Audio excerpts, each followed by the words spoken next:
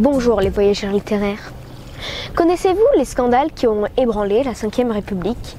Les événements qui ont résonné jusqu'au fond de l'Élysée? Les faits qui ont soulevé l'opinion publique? J'ai choisi 2 livres pour vous en parler. Les grandes affaires de la Ve République de Philippe Broussard et Jean-Marie Ponton, ainsi que La République abîmée de Patrice Duhamel et Jacques Santamaria.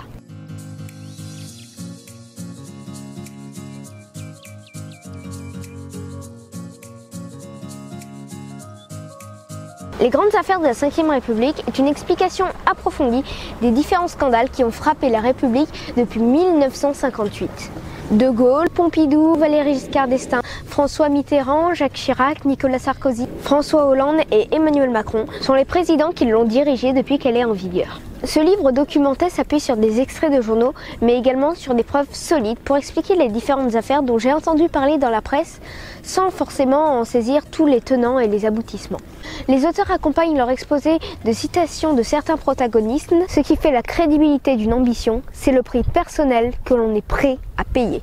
Explique les manœuvres de certains juges, de policiers et les stratégies mises en place, notamment pour échapper au scandale. Par exemple, Mitterrand, c'est le silence. Monsieur le Président, votre affaire sur les billets d'avion a été découverte. Eh bien, taisez-vous donc. Les auteurs reviennent sur ce qui a déclenché les différents scandales. C'est là que l'on peut différencier celui qui dévoile l'affaire et ceux qui le font connaître comme un scandale. Par exemple, dans l'affaire Aranda, c'est l'Archange, comprenez Gabriel Aranda, qui a divulgué aux médias des documents secrets par rapport à certains financements effectués par le gouvernement. La presse devient alors un outil qui amplifie l'indignation publique et qui pousse celui qui a fauté dans ses retranchements au point qu'il peut lui-même devenir victime. Le récit est chronologique et se structure autour des différents mandats présidentiels. Et le truc super intéressant, c'est que l'on voit qu'il y a eu des scandales à tous les mandats. Et ça a concerné tout le monde. Des ministres au président lui-même, du service de contre-espionnage français à la direction de la sécurité extérieure, c'est-à-dire les services secrets français, et j'en passe.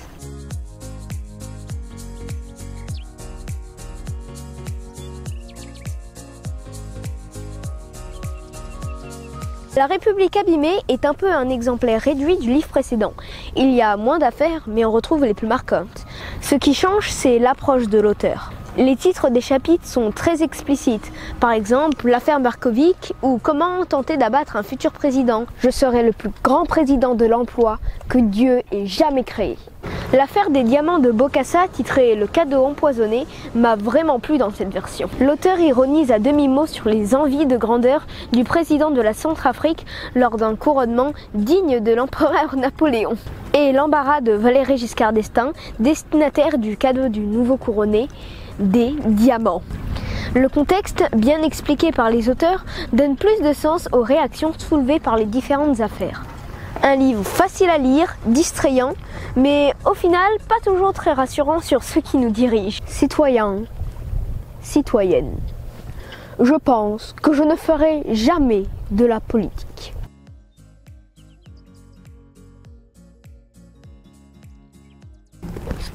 J'ai également lu La République des traîtres de Jean Garrigue, qui explique les stratégies de certains pour arriver au pouvoir, les changements de camp brusques pour garder le pouvoir, et également des trahisons nombreuses et parfois familiales quand la politique devient une histoire de famille.